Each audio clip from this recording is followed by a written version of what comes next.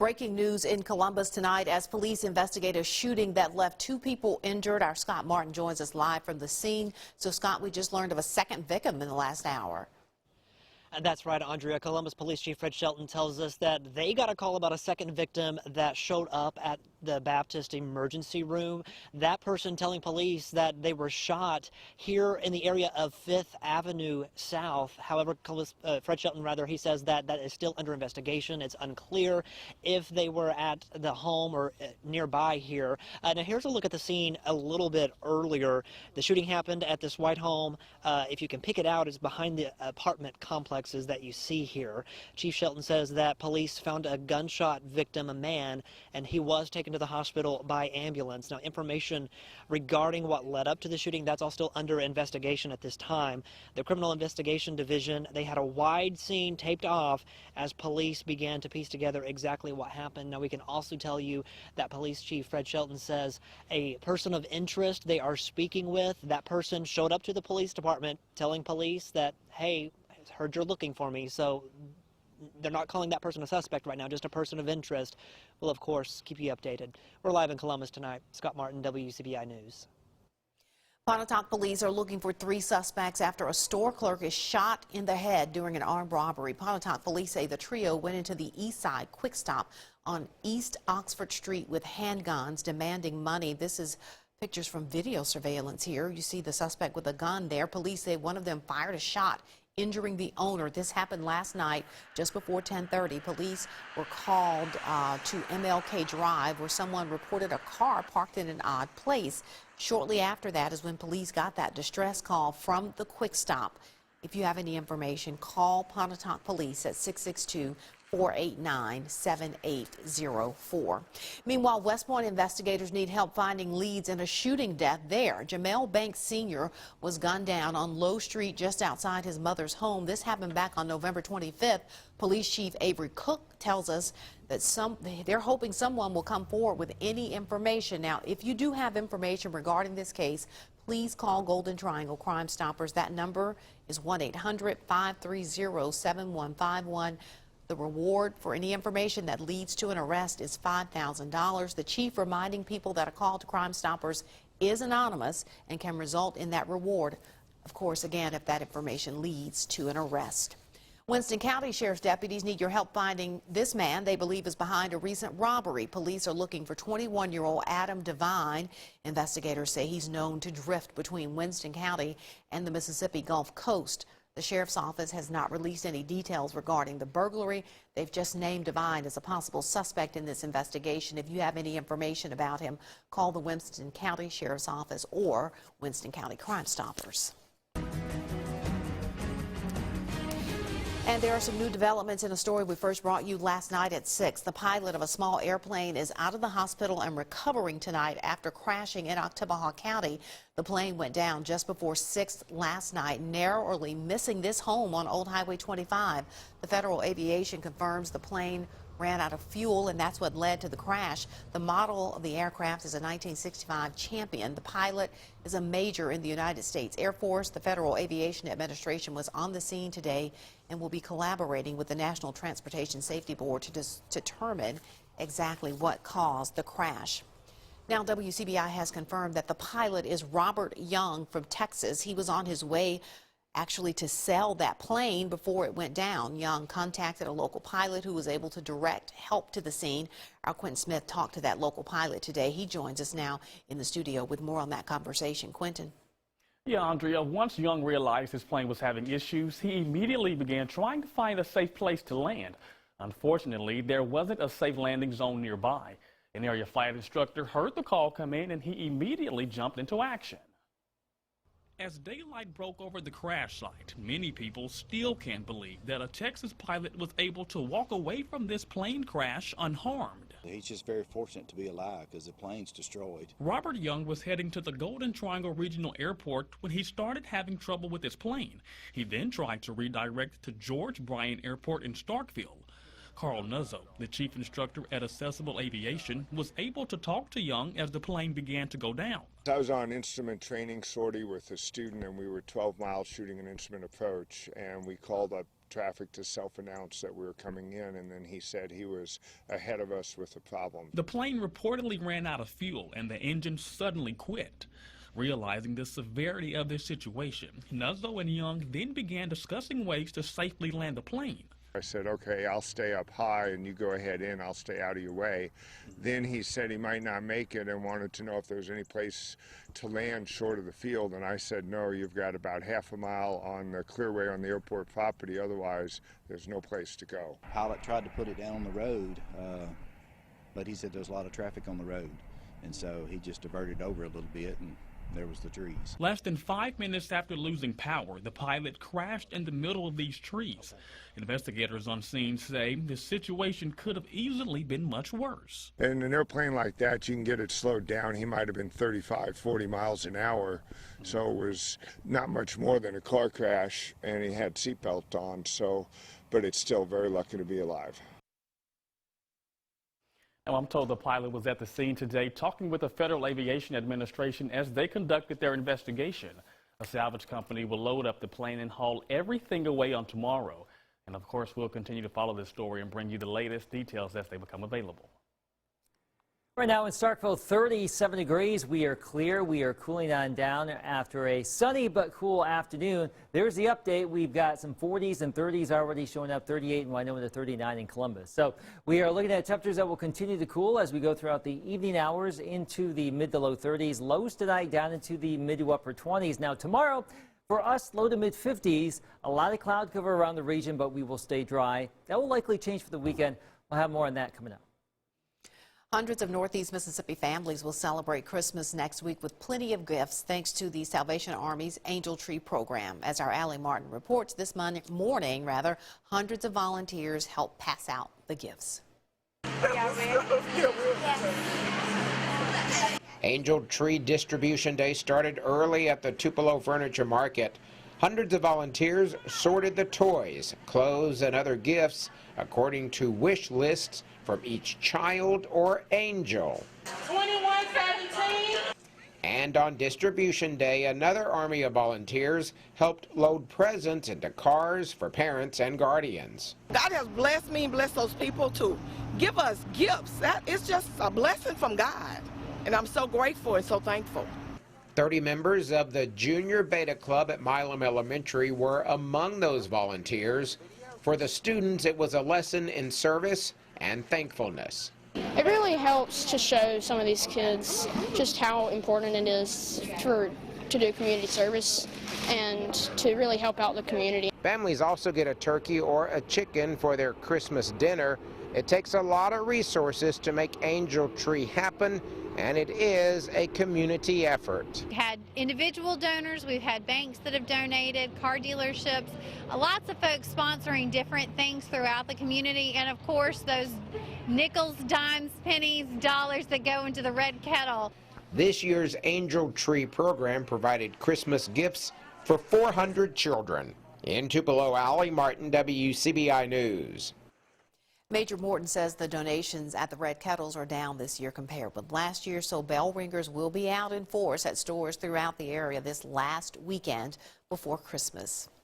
Well, a real community effort is making Christmas brighter for some families of Pontotoc County in the school district there. Residents came together to donate money so that teachers could buy toys, clothes, and other items for students whose families might be struggling this time of year. Pontotoc police officers will deliver the gifts. This is a way for the district to make sure every child has a memorable Christmas. So our staff really knows who's going to need something this Christmas, and we take care of students who go to school here, but we also take care of older and younger siblings and make sure that their parents have something under the tree as well. What makes this program unique is that these families were not seeking assistance, but they were nominated by their teachers, and when we reach out to these families, we're usually, they usually respond with tears of gratefulness. And this is the third year for the program known as the Christmas Warriors. The deliveries will wrap up tomorrow. A generous donation has students at an area school kicking up their heels. We'll explain when we come back. Welcome back. A generous gift from students at Plantersville Middle School has them dancing in the aisles. Rather, the Tupelo Elvis Fan Club donated more than $3,000 to the school to expand its dance classes. Kids got some moves there. Those classes are taught during school hours by 2 professional dancers from Tupelo. The donation will allow students in all grades to learn the benefits of ballroom dancing. It's physical activity, it's mental, it builds relationships with students, it teaches students how to interact with the opposite gender. It's a really neat experience, and it works both sides of the brain, which we love from an academic point. We do this in Elvis's giving spirit, and we also like to target kids that remind us of Elvis. You know, if this were happening in his day, he would be one of these kids. And he gave back to the community, and that's where we got the idea to give back. Plantersville students will join Dancing with the King in April. That event raises money for scholarships for young dancers. Our very own Allie Martin will also be a featured dancer for that. And somebody's been doing a rain dance maybe for the weekend. Somebody is, yeah. Because we do have some showers coming our way, but the rain gets out of here, Andrea, just in time for next week, and we will actually warm things up. A good chunk of the eastern part of the United States will be unseasonably mild for Christmas Eve and Christmas Day. We'll talk about that forecast. WCBI First Alert AccuWeather Forecast with Chief Meteorologist Keith Gibson. Christmas fast approaching. Let's talk about that as we jump ahead past this wet weather this weekend. Where is Santa Claus? He is stuck in the chimney here. 64 degrees, unseasonably mild, no white Christmas for us this year. We do have some clouds starting to come our way. Those clouds really the beginnings of what will be the system down in the Gulf of Mexico. So no rain tomorrow, a chance for some showers Saturday, a better chance Saturday night into Sunday here as that system moves on in here. Here's your weekend forecast. Saturday 52, showers are possible. More likely a better chance of rain Saturday evening, Saturday night into Sunday. But we're in the 50s this weekend. If you're just out and about here in our area this weekend, have an umbrella on standby. Now, if you are going into southeastern Alabama, southern and southeastern Mississippi, you will need that umbrella because it looks like there will be some pretty heavy rain just off to our south. The question is, how far north will the heaviest rain get? Still very uncertain. We're close. We may see nothing. Some of you may get nothing, not even a drop this weekend, but some of you could have over 2 inches of moisture as the system comes together. So just consider that for what it's worth. There could be some heavier rain somewhere in the deep south, especially just off to our southeast. But we mentioned Friday, the clouds start to roll on in here. We stay dry.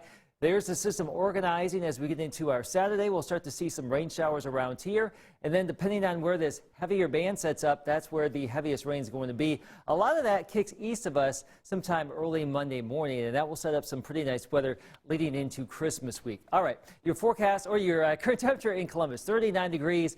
Clear and calm out there. That is the current lay of the land. 42 in Louisville, Mississippi with calm wind as we do our little Skycam tour here this evening. Let's go on over to Oxford at 36 degrees there at Ole Miss. And how about one more stop here? I think we are going to Tupelo or Vernon. Do not know at this point if the computer will advance. Hey, Vernon, that was close. 43 degrees, the wind fairly light right now. So lows tonight down into the 20s, mid to upper 20s, maybe some more frost out there. A cold start to our Friday, back up to around 50 by noon. A lot of sun in the morning, but probably more in the way of overcast conditions as we get into the afternoon and evening hours. But we should be in the 50s, which we should stay dry. There's your rather wet and damp and cloudy weekend 50s for us. The sun returns early next week. 63 Christmas Eve day, 64 on Christmas Day. Looking pretty good for the holidays this year. The Bulldogs avoid the upset special and welcome back one of its top players. More on Mississippi State men's hoops next in sports. WCBI Sports with Tom Ebel is brought to you by your local Ford dealers. Go further. The long-awaited return of Nick Weatherspoon has finally come. The Bulldogs adding an all-SEC talent at guard and at the perfect time. Mississippi State using a big second half to escape a hot-shooting Radford team 77-68. In the win, the Bulldogs only played 7 guys, so the addition of Weatherspoon will be a much-needed piece to add to the Bulldogs' depth. Just ask Ben Howland, the head coach, really excited to get the junior guard back in the rotation. I am so happy that Nick's can be out there with us now.